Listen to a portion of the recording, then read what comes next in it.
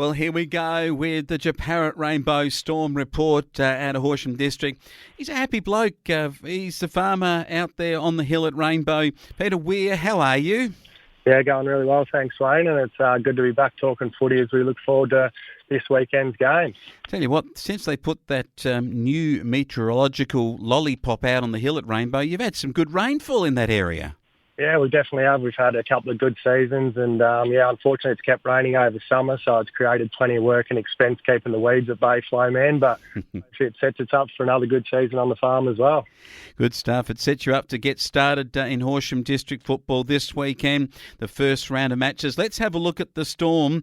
And from senior ranks, I noticed quite a few changes to the side that made finals last year, didn't get to play them, of course, after the lockdowns continued and it to put paid to the season. But I notice a number of new names here, Weary, so some losses but some good recruiting. Yeah, the boys have been busy in the off-season and they've seen a few weaknesses in our team of a bit of speed. So we're lucky enough to have a few lads from the Northern Territory joining us, and Paddy Long and Jacob Long will be two blokes who will bring a bit of X-factor to the side, and Chris Wild, a bit of a hard body. Shane Maslin does a lot of the bullocking work inside. So Chris Wild is a player coming out of Geelong, and he'll soon become a favourite of his teammates and the supporters, the way he goes about his footy. And, yeah, we'll need someone like him in there to replace Ben Marra, who's gone into early retirement.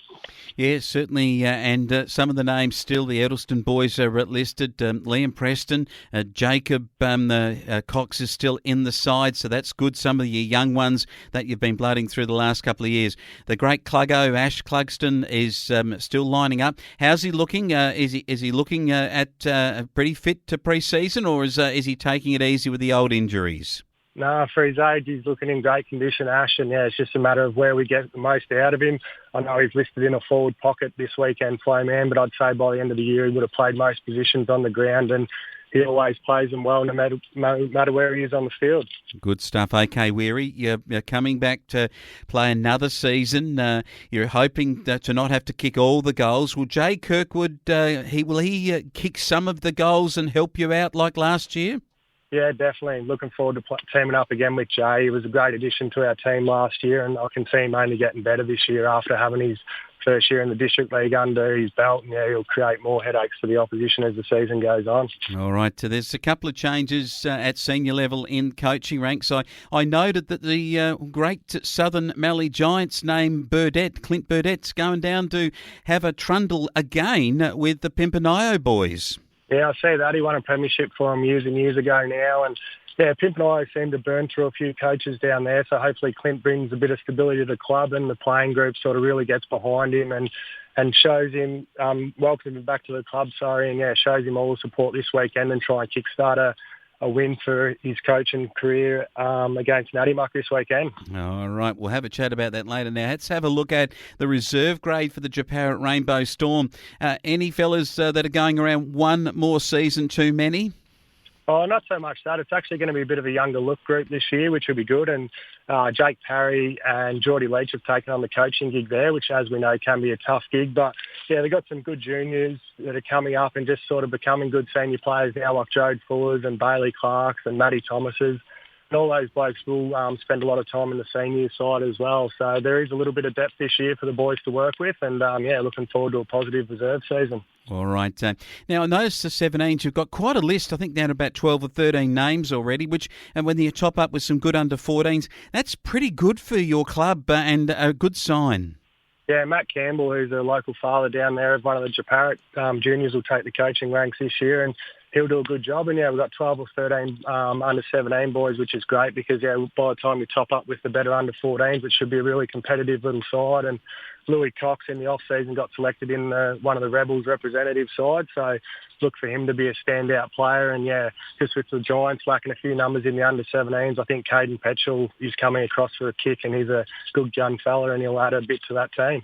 Absolutely will. And having a look at the 14s, you've got such a long list, it goes off the page here, Weary. Is there breeding going on out there at Rainbow and Japarrett? Oh, there was a few new Storm supporters born in the off-season, Flo, man. It's a good sign of things to come and a few marriages. But, the under-14s are looking strong and enthusiastic again, and we've actually been lucky enough that a few of the under-14 boys have joined us for pre-season training, and, their energy's been infectious. And, young Lenny Weir's training really well, Flo, man. He's got a nice kick on him, so I'd imagine he'll become good friends with a lot of full forwards over the years. You're hoping to still be playing, aren't you, while he makes his way into senior ranks to give his uncle a bit of a handout? Oh, he'd want to be more than a good kick if I'm still playing when he's playing seniors, man. Good stuff. What about the girls on the netball court? How's the club looking at that level with, I know, Penny Fisher and Georgia Batson doing the coaching? Yeah, looking to continue on the momentum of last year. They did a great job and qualified for finals, but as we know, the finals never eventuated, so that'll be their aim to get back there and actually have a run around in the finals this year. All right, some big games that we'll go through all the other clubs before we have a look at your grades, but it is a very important year, I think, for Edenhope Apsley. They go over to Taylors Lake, to the Dock Lake for the first game. They really want to rebuild the Saints after a pretty horrible year last year. Yeah, I think they will. From all reports, have recruited quite heavily in the off-season and a lot of quality. I think the McIntyre boys, who played a lot of good footy at Minyat Matawa and before they're in South Australia, will really bolster their stocks. But that's what we want to see as a league like Edenhope Apsley are one of the best clubs around. And, you want to come up against a competitive Edenhope side, and I'm sure they will be, improved from last year. Yeah, I think we're going to see them do that, and I think they can win their first outing with the Mac boys, very, very good players.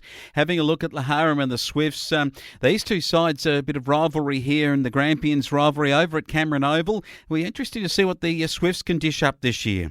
Yeah, the Swifties are always a pretty professional outfit. They're always ready to go round one, and it seems like they do face Laharam in the early rounds most years, and they usually end up too good, and I expect the same on Saturday. Laharam will want to build on their young side that they started to develop last year, but I reckon the Swifties boys will be a bit too smart for them. Okay, having a look at what's a really important starting up game, and it's for Canova Leor. They at home get the keys, and there's a bit of talk that Canova are going to be okay this year, so this could be a chance for them to get a first up win and maybe just surprise the keys. Yeah, a bit like Edenhope. We know they're a better side than what they put on the park last year, and they'll be keen to kickstart their season a bit better than they did at the same game last year against Kalkee. But yeah, Kalkee, I think they've lost a couple of prime movers through their midfield, but every time you play Kalkee, it's more about trying to stop them as a team rather than stop individual players, and Stewie Farr always gets the best out of his group. So we'll have to go with Kalkee there until we know otherwise. All right, the Hobbs boys will be back again, and Exel's a good player too. But on the other side of it, Canova Leor, we're looking for Liam Vivian and Tyson Hawke are some of their good players to get going. Big Matthew Tink too. But it'll be a very interesting start to the season to have a look at what they can do. Having a look at Tarabamoro and Narrabri Quantong, have we got two finalists here and maybe the match of the round? Yeah, I reckon. Very interesting game, because at the end of last season, a lot of talk was who might have won the premiership, and, a lot of people sided with Narrabri or Quantong, the undefeated side, but I think a lot of the league were probably looking at Harrow and the run they were having leading into the finals, and they would have given it a real shake. So this first round might settle some arguments from last year, Flo, man, and I think Narrabri or Quantong will take some beating all year again, but as will Harrow, and it should be a classic game, and I reckon I'll tip Harrow just to get over the line in the first game of the year. Okay, the Tigers travel down to the sheep paddocks at the showgrounds at Nadimuck. Can Clint Burdett get a first-up win? I reckon he can. He's got the boys nice and fit from all reports. Apparently Nadimuck has dropped away a little bit, but we always find Nadimuck a tough challenge, and especially at home. So once again, it should be a really good round one game of football, but let's go with the Pimpin' boys to kick-start Clint's coaching career with a win. Okay, your blokes are down at the Sir Robert Menzies Park. It comes up on the map apparently, and I've always called it Japarrit before, but there we go. We will bring the great Prime Minister into it. Can the great Prime Minister's influence be for your side enough to win at home over what was a very improved Rapaniup side last year? Have they kept some of that recruiting base?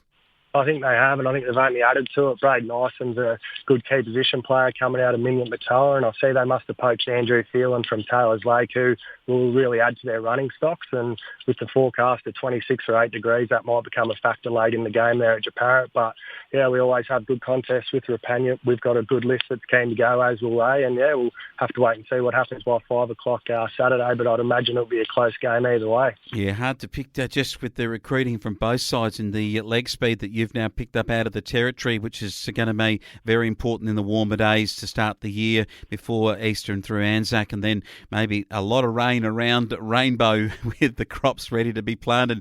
Having a look through your club, the twos, enough players on the list through to the 17s and the 14s? Yeah, I think all three of those games will be competitive. It's really hard to know round one, slow man, but all teams have got full lists for this time of the year, and I assume all games will be quite competitive, and a good way to kick-start the year. We always enjoy welcoming the Rapania club over here. We get along quite well with them, and we've got an iPod shuffle night on after the game, and it'll be a good chance to meet the recruits, and we welcome the Rapania team to hang around and have a drink with us after the game as well. Oh, good stuff. Weir, great to be back. Good to have you on board. We'll have a week off next week, and we'll postscript to this round as we head into Anzac week the following week. But good to be back calling football in the Horsham District, and for the Japarrett Rainbow Storm playing at Sir Robert Menzies Park. Good to have you on board, Weary. Thanks very much, Wayne.